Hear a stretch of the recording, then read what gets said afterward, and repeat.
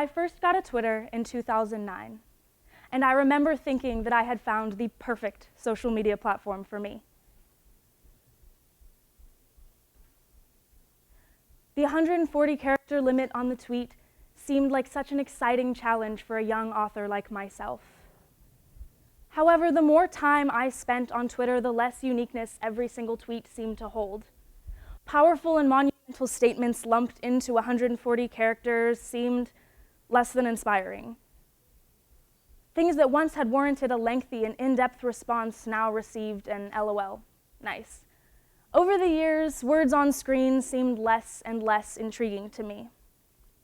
By my junior year of high school spring term, I cannot tell you how many summaries I had read on SparkNotes.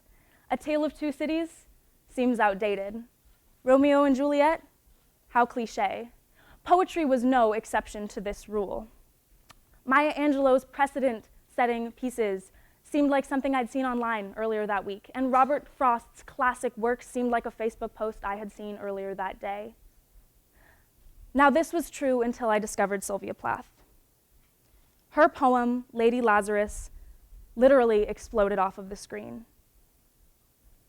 With every line that I read, Lady Lazarus became realer and realer in my imagination, and the pixels on the monitor froze. Phrases like, "These are my hands, my knees. Though I may be skin and bone, nevertheless I am the same identical woman.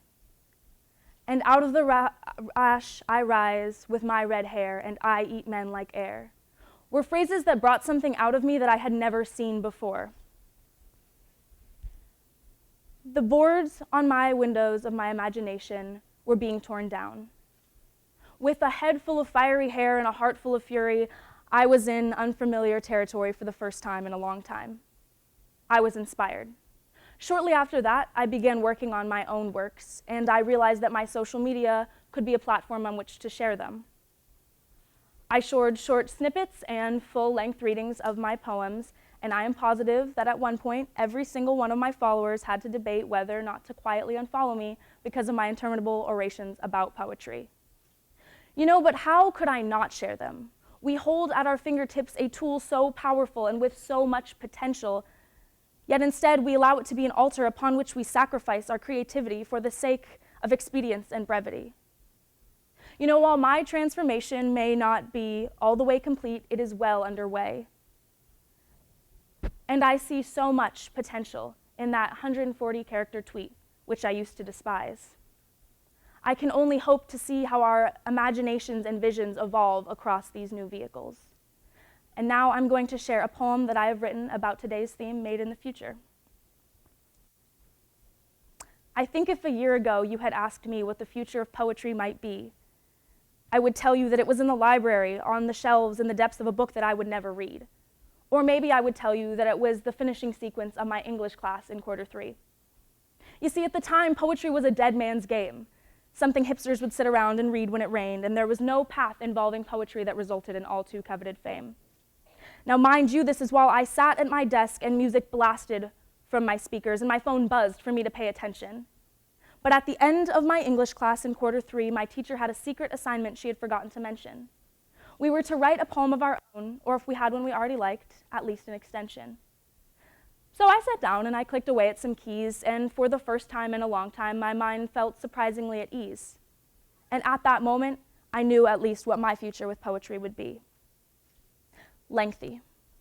I wrote like a madwoman for days and for days, and my fingers ached like a sunburn, page after page, but having an outlet changed my life in so many ways.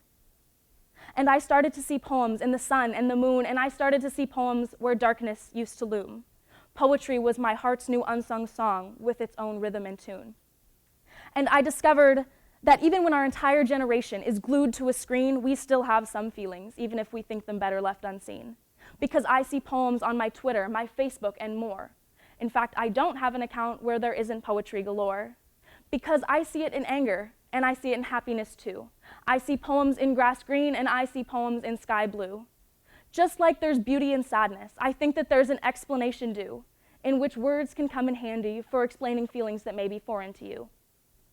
Poetry for me has been writing on napkins at 2 a.m. crying, or scribbling down mental rhymes on a cross-country run when I feel like I am dying. And as a generation of robots, we face a tough feat to express ourselves eloquently in ways other than a tweet. But I see lightning strikes of hope, and I know that we're growing, because honestly, what person starts out as all-knowing? Just remind yourself that there is solace in words, but even more so in writing, because even if you can't say things out loud, getting them out somewhere is delighting. Spread news or share love or make sense of sadness. Find a muse or an outlet, because finding true passion is like fighting with madness. The future of poetry is bigger than we know, but only we can determine how far it will go. Thank you.